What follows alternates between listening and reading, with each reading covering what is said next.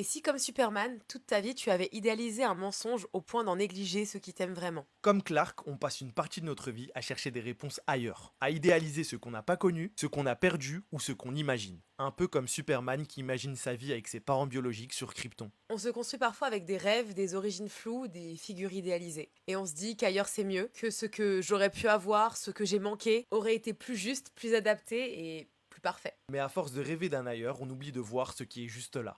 Les gens qui nous aiment, même maladroitement, Ceux qui ont toujours été là malgré les hauts et les bas. Et pas forcément pour nous guider parfaitement, mais pour nous aimer tout simplement. on confond souvent la perfection avec l'idéalisation. Parfois, ce qu'on croit être notre destin, N'est qu'une image qu'on s'est racontée. et il faut énormément de courage pour la déconstruire. Pour dire c'était pas ce que je croyais, mais c'est pas grave. Parce qu'au fond, ce qui compte, Ce n'est pas d'où on vient, c'est pas ce qu'on aurait pu être. c'est ce qu'on choisit de devenir, avec ceux qu'on a et ceux qui nous aiment vraiment. C'est ça, un tien vaut mieux que deux tu l'auras. Je viens de comprendre l'expression. L'amour sincère n'est pas toujours parfait, mais il est vrai. Et parfois, c'est le plus beau choix qu'on puisse faire. Choisir ce qui est là, choisir ce qui reste. Et c'est pour ça que dans Superman, Clark choisit de ne pas suivre ce qu'on attendait de lui ou ce qu'il pensait connaître. Il ne devient pas l'héritier d'un monde idéalisé. Il s'accepte comme le fils de ceux qui l'ont élevé et qui, même imparfaits, seront à jamais ses parents aimants. Au final, Clark, c'est la force d'un kryptonien, mais surtout le cœur d'un humain.